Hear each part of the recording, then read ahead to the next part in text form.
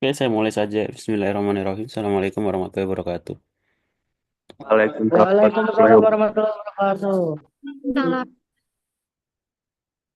Waalaikumsalam warahmatullahi Waalaikumsalam Bapak. Oke, Alhamdulillah.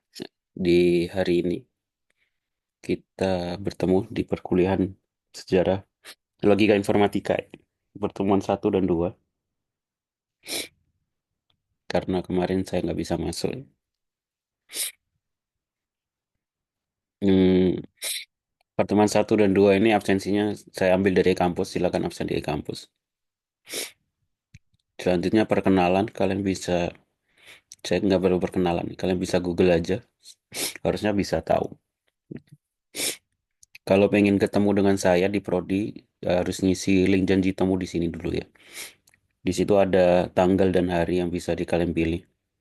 Kalau pengen ada diskusi atau pertanyaan, kalau enggak langsung ke Prodi aja. Terus harinya kalian bisa lihat di sini. Selanjutnya untuk kontrak perkuliahan ya, karena kuliah pertama. Saya belum pernah ngajar kelas ini. Kalau yang sudah ngajar, yang pernah saya ajar pasti tahu ya. Untuk kontrak perkuliahan secara umum sama semua saya. Kehadiran tugas UTS UAS ya, kehadiran 10, kehadiran ini 15 ya.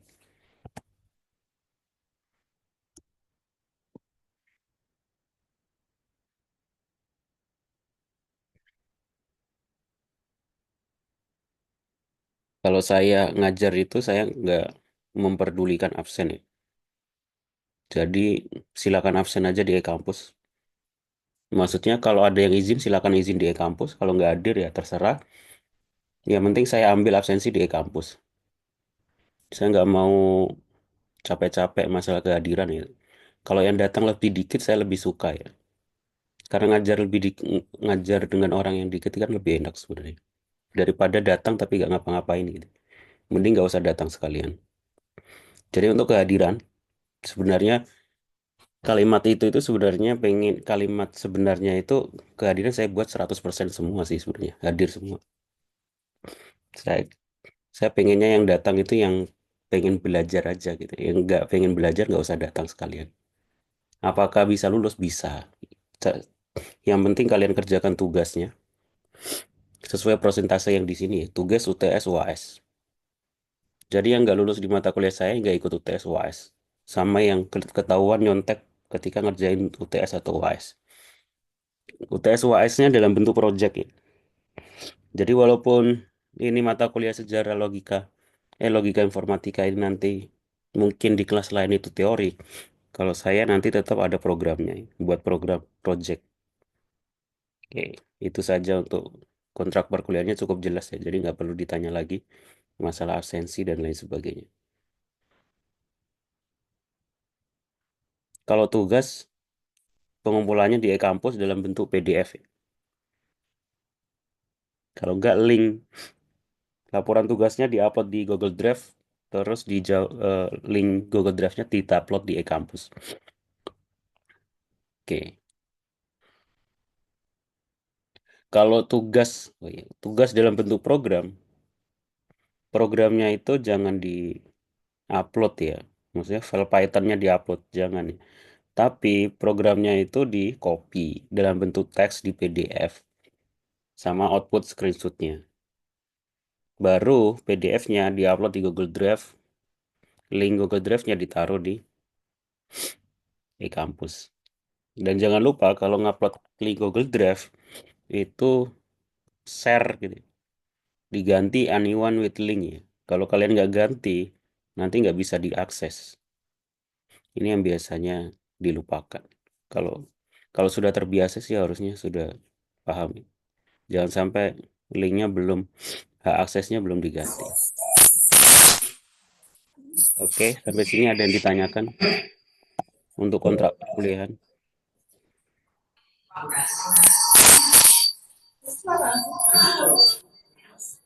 Nggak Mic-nya ada. Kira-kira ada yang ditanyakan? Kontrak perkuliahan jelas? jelas Pak, jelas. Oke, jelas. Saya lanjut ke definisi awal logika ya. Judul mata kuliah kita adalah logika informatika. Ada dua kata di situ. Logika sama informatika atau logika matematika ya di kampus lain. Yang pertama logika, apa itu logika? Secara etimologi atau secara bahasa. Logika berasal dari bahasa Yunani, logos. Artinya pikiran, kata, atau alasan. Dalam konteks ini, logika merujuk pada aturan berpikir yang sistematis dan rasional. Menurut filsafat, secara filsafat, logika adalah ilmu yang mempelajari kaidah-kaidah berpikir yang benar dan metode untuk membedakan argumen yang valid dan tidak valid. Nah, secara matematika atau dalam ilmu komputer, logika digunakan untuk mendefinisikan operasi biner dalam sistem digital, misalnya gerbang logika. Nah, yang kita pelajari nanti adalah definisi logika berdasarkan ilmu komputer, ya. Serta dalam pengembangan algoritma dan struktur dalam pengembangan program pemrograman. Jadi, belajar logika informatika itu supaya bisa membuat program. Cara membuat program. Maksudnya paham konsep bagaimana program yang akan dibuat. Kadang mahasiswa logikanya aja nggak bisa. Maksudnya logika ini itu alasan atau pikiran ya. Maksudnya ada sebuah program. Sebuah program yang udah berjalan. Dia melogikakannya saja nggak bisa ya. Contohnya apa? Contohnya kadang saya tanya, kan semuanya pasti udah pernah belanja di Shopee gitu ya. Di Shopee kan kalau kita belanja langsung otomatis muncul biaya ongkos kirimnya. Nah, bagaimana program bisa tahu proses ongkos kirimnya itu? Nah, itu harus paham konsep logikanya, cara ngerjainnya, maksudnya cara langkah-langkahnya, logikanya. Kadang mereka aja nggak paham gitu ya, Mas. Bagaimana buat programnya? Bagaimana sebuah aplikasi Shopee bisa tahu ongkos kirim, JNE, bisa tahu ongkos kirim paket dan lain sebagainya, daerah yang berbeda-beda. Kalau nggak aplikasi Traveloka gitu ya, harga tiket pesawat gitu ya. Bagaimana sebuah aplikasi bisa mengetahui seluruh harga tiket pesawat dalam satu hari gitu kan? Padahal harganya kan berubah-berubah tiap hari. Apakah ada yang input tiap hari satu-satu, tiap menit? Bahkan tiap menit atau tiap ini berubah kan harganya. Apakah manual? Nah, itu logikanya gimana? Caranya gimana? Jadi harus punya rasa ingin tahu bagaimana proses buat sebuah aplikasi seperti itu. Bagaimana membuatnya kalau caranya aja nggak tahu.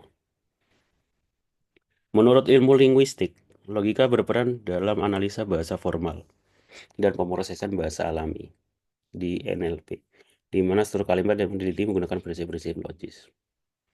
Ini definisi logika.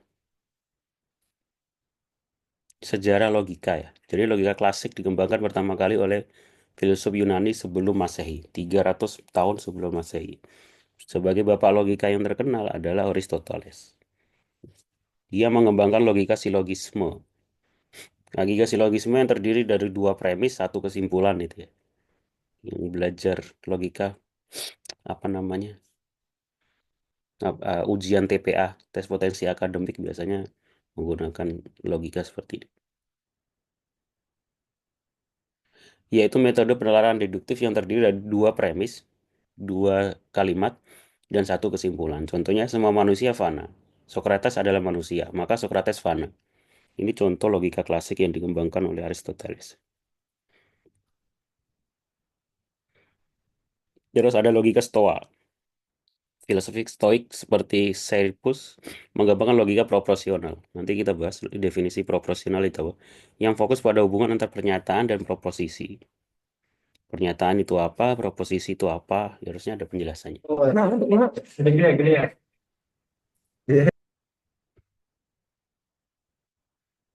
Terus kemudian logika modern, tadi logika klasik yang dikembangkan sebelum Masehi. Kemudian pada tahun 1854, seorang bernama Jos Boole, di gambarnya, dia mengembangkan namanya aljabar Boolean, logika Boolean. Dalam bukunya An Investigation of the Law of Thought. Ia mendefinisikan operasi logika dasar seperti AND, OR, dan NOT. Dan ini yang akan kita pelajari di mata kuliah ini. Ada gerbang logika AND, OR, dan NOT dalam logika. Nanti implementasinya di program dan lain sebagainya. Kemudian ada Jotlop Forage, logika predikat, yang menggambarkan konsep fungsi dan variabel dalam logika yang kemudian digunakan dalam ilmu komputer. Yang akan kita pelajari adalah logika yang dikembangkan dari tahun 1854 oleh Jos Boolean ini, logika Boolean.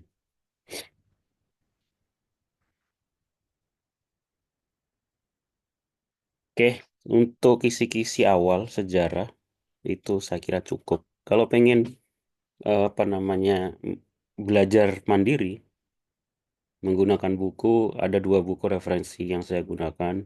Kalian bisa beli di Shopee. Logika Matematika untuk Ilmu Komputer dan Dasar Logika Informatika. Selain ini juga ada banyak buku yang bisa kalian jadikan referensi kalian cari di Shopee atau di e-commerce lainnya. Tadi saya ngambil dari 2 buku ini untuk materi perkuliahan. Jadi kalau pengen beli silakan. Nah, untuk mengetahui kelas ini logikanya jalan atau enggak, saya buat tugas ya. Silakan dikerjakan. Tugasnya buat program menggunakan bahasa pemrograman Python. Silakan dikerjakan, dikumpulkan terakhir minggu depan ya. Dalam bentuk bahasa pemrograman Python dan dikumpulkan di kampus. Sebuah jasa pengiriman memiliki aturan biaya yang bergantung pada beberapa faktor. Biaya dasar pengiriman ditetapkan berdasarkan 10.000 jika berat paket melebihi 5 kg. Maka akan dikenakan tambahan biaya 5.000. Ini ada titiknya. Biaya dasar adalah 10.000. Jika berat melebihi 5.000 akan diterapkan tambahan biaya 5.000. Selain itu, jika jarak pengiriman lebih dari 10 km, maka ada tambahan biaya sebesar 8.000. Jika pelanggan memilih layanan pengiriman ekspres, maka dikenakan tambahan biaya sebesar 20.000. Namun, jika pelanggan merupakan member, akan mendapatkan diskon. Itu adalah sebuah fungsi Python yang dapat menghitung total biaya. Silakan dikerjakan. Untuk mengetahui logika kalian dalam bahasa pemrograman itu udah sampai mana ya? Saya belum tahu. Nanti kita bahas di pertemuan selanjutnya. Oke? Kira-kira ada yang ditanyakan?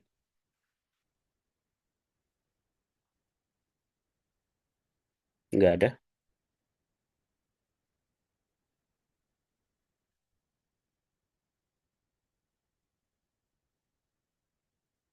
Nggak ada ditanyakan? Kalau nggak ada, Gak ada, Pak. sisa waktunya silakan kalian gunakan untuk mengerjakan tugasnya. Terima kasih untuk yang sudah datang. Saya akhiri. Assalamualaikum warahmatullahi wabarakatuh. Waalaikumsalam. Waalaikumsalam.